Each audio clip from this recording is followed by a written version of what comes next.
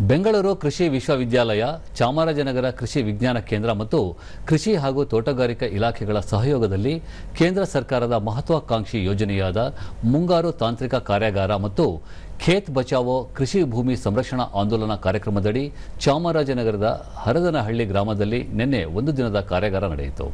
ಕಾರ್ಯಕ್ರಮವನ್ನು ಚಾಮರಾಜನಗರ ಜಂಟಿ ಕೃಷಿ ನಿರ್ದೇಶಕರ ಕಚೇರಿಯ ಸಹಾಯಕ ಕೃಷಿ ನಿರ್ದೇಶಕ ನಿಶಾಂತ ಕಿಲಾರ ಉದ್ಘಾಟಿಸಿದರು.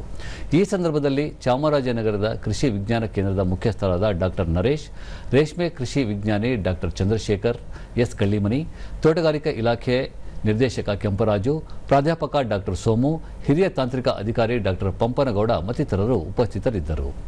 ಈ ಸಂದರ್ಭದಲ್ಲಿ ಕೃಷಿ ಇಲಾಖೆ, ತೋಟಗಾರಿಕೆ ಇಲಾಖೆ ಹಾಗೂ ಕೃಷಿ ವಿಜ್ಞಾನ ಕೇಂದ್ರಗಳ ವಿವಿಧ ಬಿತ್ತನೆ ಬೀಜ, ಸಾವಯವ ಉತ್ಪನ್ನಗಳು, ಕೃಷಿ ಉತ್ಪನ್ನಗಳು ಸೇರಿದಂತೆ ತಾಂತ್ರಿಕ ಉಪಕರಣಗಳ ವಸ್ತು ಪ್ರದರ್ಶನವನ್ನು ಏರ್ಪಡಿಸಲಾಗಿತ್ತು.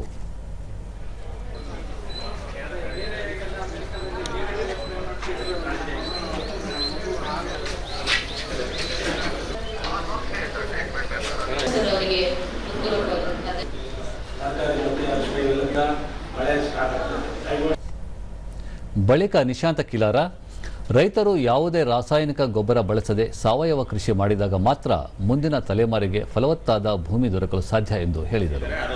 ಪಾಂಡವಪುರ ತಾಲೂಕಿನ ಆಯ್ಕೆ ಮಾಡಿದ್ದಾರೆ ಗೌರ್ಮೆಂಟ್, ಅದು ಬಜೆಟ್ ಅಲ್ಲಿ ನಿಮಗೆ ಕಾರ್ಯಕ್ರಮ ನೋಡಿದಿರಿ, ಅದೀಗ ಚಾಲನೆ ಆಗಿದೆ. ಅದೇ ತರ ನಾವು ಸ್ವಯಂ ಪ್ರೇರಿತವಾಗಿ ನಮ್ಮ ಜಿಲ್ಲೆನಲ್ಲೂ ಕೂಡ ನಾವು ಸಾವಯವದೆಡೆಗೆ ನಮ್ಮ ಒಂದು ವಿಸ್ತೀರ್ಣವನ್ನು ಸ್ವಲ್ಪ ಬದಲಾವಣೆ ಮಾಡಿಕೊಳ್ಳಬೇಕು. ಆ ರೀತಿಯಲ್ಲಿ ನಾವು ಪ್ರಯತ್ನವನ್ನು ಮುಂದುವರಿಸಬೇಕು ಅಂತ ಹೇಳ್ತಾ, ಕೆಂಪರಾಜು, ತೋಟಗಾರಿಕೆ ಇಲಾಖೆಯಿಂದ ಕೃಷಿ ಚಟುವಟಿಕೆಗಾಗಿ ಗೊಬ್ಬರ, ಬೀಜ ಹಾಗೂ ಕೃಷಿ ಪರಿಕರಗಳನ್ನು ರಿಯಾಯಿತಿ ದರದಲ್ಲಿ ದೊರಕಿಸಲಾಗುತ್ತಿದೆ. ರೈತರು ಈ ಸೌಲಭ್ಯಗಳನ್ನು ಸದುಪಯೋಗಪಡಿಸಿಕೊಳ್ಳಬೇಕೆಂದು ತಿಳಿಸಿದರು. ನಮ್ಮ ನಗರ ತಾಲೂಕಿಗೆ ನಮ್ಮ ಟಾರ್ಗೆಟ್ ಇದೆ, ಅದೊಂದಿದೆ. ಮತ್ತು ಇನ್ನು ಕೃಷಿ ವಿಕಾಸ ಯೋಜನೆಯಲ್ಲಿ RKV ಯೋಜನೆಯಲ್ಲಿ ನಮಗೆ ಸೋಲಾರ್ ಪಂಪ್ ಸೆಟ್ಗೆ ಸಹಾಯಧನ ಇದೆ. ಅದು ನಿಮಗೆ 1.5 ಲಕ್ಷ ಸಬ್ಸಿಡಿ ಇದೆ, 1 ಯೂನಿಟ್ ಕಾಸ್ಟ್. ಯಾರು ಆಸಕ್ತಿ ರೈತರಿದ್ದಾರೆ ಅದು ಅರ್ಜಿ ಹಾಕಿ ಹೋಬಳಿ ಅಧಿಕಾರಿಗಳು ಪರಿಶೀಲನೆ ಮಾಡಿ ನಿಮಗೆ ವಿತರಣೆ ಮಾಡಿಕೊಡ್ತಾರೆ. ಡಾಕ್ಟರ್ ಸೋಮು, ಋತುಮಾನಗಳಿಗೆ ಅನುಸಾರವಾಗಿ ರೈತರು ವಿವಿಧ ತಳಿಯ ಬೆಳೆಗಳನ್ನು ಬೆಳೆದಾಗಲಷ್ಟೇ ಉತ್ತಮ ಲಾಭ ಗಳಿಸಬಹುದು ಎಂದರು.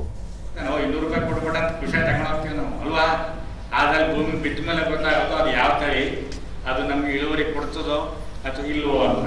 ಹಂಗಾಗಿ ರೈತರು ದಯಮಾಡಿ ಆ ಕಾಲಕ್ಕೆ ಸೂಕ್ತವಾದಂತಹ ತಳಿಗಳನ್ನು ಉಪಯೋಗಿಸಬೇಕು. ಅವಾಗ ಮಾತ್ರ ನಾವು ಹೆಚ್ಚಿನ ಇಳುವರಿಯನ್ನು ಪಡೆಯಲು ಸಾಧ್ಯ.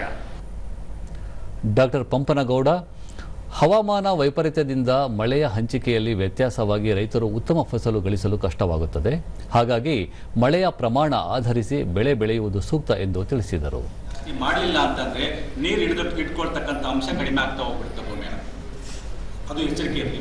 ಹಂಗಾಗಿ ಬದಲಾವಣೆ ಏನಾಗಬೇಕು, ಸಗಣಿ ಗೊಬ್ಬರದ ಬಳಕೆ ಸ್ವಲ್ಪ ಬದಲಾವಣೆ ಬಂದು ಸ್ವಲ್ಪ ಬಳಸಿತ್ತಂದರೆ ಮಣ್ಣೆ ನೀರಲ್ಲಿ ಇಟ್ಕೊಳ್ತಕ್ಕಂಥ ತಾಕತ್ತು ಮಣ್ಣಲ್ಲಿ ಸುಧಾರಿಸ್ತಾ ಹೋಗ್ತದೆ. ಒಂದು ಆಗಬೇಕು, ಆ ಕ್ರಿಯೆ ನಾವು ಬಿಟ್ಟಿದ್ದೀವಿ, ಬಟ್ ಅದು ಮತ್ತೆ ಬರಬೇಕಾಗಿದೆ ಅಂತಕ್ಕಂಥದ್ದು ಒಂದು ವಿಚಾರ.